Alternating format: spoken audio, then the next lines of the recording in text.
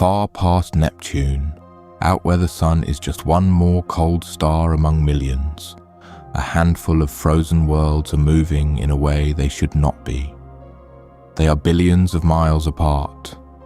They have never touched, and yet their long stretched orbits all lean the same direction, all tilt out of the flat plane of the solar system together, as if something out there in the dark is holding every one of them on the same invisible leash. We have never seen the thing doing the holding. We have only ever seen what it does. And for 10 years now, the most careful math in astronomy has kept arriving at the same answer.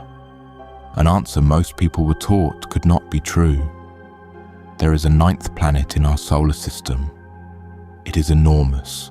It is close enough to bend everything we can see, and it has stayed hidden from us this entire time. The story begins in 2016 with 2 astronomers at Caltech, Konstantin Batygin and Mike Brown, the man who is famous for getting Pluto demoted from a planet in the first place. They were looking at the far edge of the Kuiper Belt, the ring of icy debris that orbits out past Neptune, and they noticed something about 6 of the most distant objects out there. All 6 had the same kind of orbit, long, drawn-out ellipses, and every one of them pointed in roughly the same direction in space, all tilted the same way, like the petals of a flower bending toward one point. That should not happen on its own. These objects are far too spread out to be nudging each other. Brown and Batygin worked out the odds of 6 of them lining up like that purely by chance. The answer came back at about 1 in 15,000. Something was arranging them, something with a lot of gravity. Now, finding a planet by its gravity before you ever lay eyes on it sounds like a stretch. It is not. We have done it before, and it is one of the great triumphs in the history of science. In the 1800s, astronomers noticed that Uranus was not moving quite the way the laws of gravity said it should. It kept drifting off schedule as if something unseen were tugging on it. A French mathematician named Urbain Le Verrier sat down with nothing but pen and paper and calculated exactly where that hidden something would have to be. He sent his prediction to an observatory, and on the very first night they looked, in 1846, there it was. Neptune. Within 1 degree of where the math said it would be. A planet discovered by arithmetic, confirmed by a telescope almost as an afterthought. So when modern astronomers say the numbers point to another world out in the dark, they are standing on very solid ground. This is how we found a planet once already. So what would Planet 9 actually be? The math gives it a shape. It would be big, something like 5 to 10 times the mass of the Earth, which puts it in a strange in-between class of world we do not have in our own neighborhood, bigger than a rocky planet, smaller than a gas giant, a super-Earth, or a mini Neptune. The unnerving part is how far away it would sit. Its orbit would carry it somewhere between 300 and 700 times farther from the Sun than we are. Out there, sunlight is almost nothing. The Sun would not be a warm disk in the sky. It would be a single bright point, no different from any other star, and the planet would be in no hurry. 1 trip around the Sun would take it something like 10 to 20,000 years. The last time it was in the part of its orbit it sits in now. There were no cities on Earth. There was no writing. We were still painting on cave walls. And here is where the case stops being about a few distant snowballs and starts being about the whole solar system. Picture the planets as marbles rolling on a flat tabletop. They all orbit in nearly the same plane. You would expect the Sun, sitting in the middle, to spin upright, straight up out of that table. It does not. The Sun is tilted. Its spin axis leans about 6 degrees away from the plane the planets ride in, and nobody has a clean explanation for why. 6 degrees may not sound like much, but for the object that holds 99% of the mass in the solar system, it is a genuine mystery. It is the kind of thing that needs a cause. And a large planet sitting way out on a tilted orbit, pulling on everything for billions of years, is exactly the kind of cause that could slowly tip the entire system over.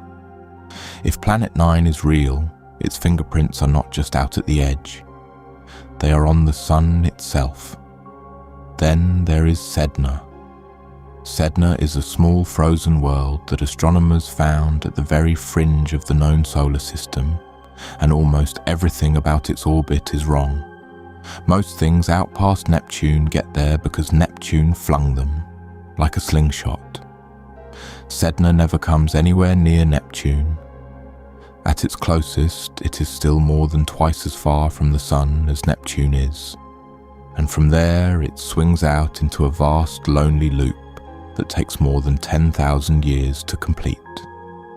Nothing in the solar system we know about could have put it on a path like that. It is detached, marooned, orbiting a sun it barely interacts with, and objects like Sedna are exactly what you would expect to find if a large, distant planet had reached in long ago and lifted them up onto these strange, far-flung orbits, then left them stranded out in the cold. Sedna is not proof, but it is the kind of clue that keeps the hunt alive.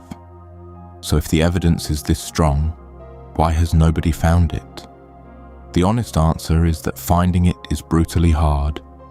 A planet that far away barely catches any sunlight, so it would be staggeringly faint, fainter than almost anything we routinely photograph. And we do not know exactly where to look. The math gives a broad arc across the sky, a long stretch of darkness, and somewhere along that arc the planet is creeping so slowly that in a single night it does not appear to move at all. For years, teams have aimed some of the largest telescopes on Earth at the most likely patches of sky, sweeping the dark, comparing images, looking for one faint dot that shifts.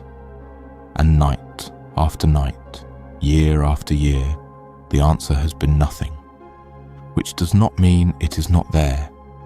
It means it is hiding in precisely the place that is hardest for us to see. The needle is real. The haystack is the size of the sky. And then, in 2025, the hunt got its most tantalizing lead yet. A researcher named Terry Long Fan tried something clever. Instead of taking new pictures, he went digging through old ones. 2 satellites decades apart had each mapped the entire sky in infrared light, the kind of heat glow a cold, distant planet would give off. One survey was from 1983, the other from 2006, 23 years apart. If Planet 9 existed, it would have crept a tiny but measurable distance across the sky in that time. So his team looked for a single object that showed up in one survey, then was gone from that exact spot in the other, having quietly drifted on. And they found one. One good candidate, a faint source of infrared heat, in roughly the right place that appears to have moved by just the right amount over those 23 years. It is not confirmed. It needs a powerful telescope to go back and check. But for the first time, the hunt has something it never had before, a specific point in the sky, and a reason to stare at it. But a good dossier has to include the case against, and the case against Planet 9 is serious. The deepest problem is this: that original clustering of orbits, the whole reason we started looking, might be an illusion. Telescopes do not survey the sky evenly. They point where it is convenient, on clear nights, away from the bright band of the Milky Way. So it is possible the icy objects only look like they cluster because we have only been looking in the places where such objects are easy to find. When one large survey carefully tracked its own blind spots and mapped hundreds of new distant objects, it reported no clustering at all. And in 2025, astronomers found a new world out in that region, nicknamed Ammonite, whose orbit points the opposite way from the others. If a single planet were really herding all of these objects, Ammonite should not exist. It does not destroy the theory, but it narrows it, and it pushes the planet, if it is there, even farther out into the dark, where it would be even fainter and even harder to ever find. And if it is not a planet, the alternatives only get stranger.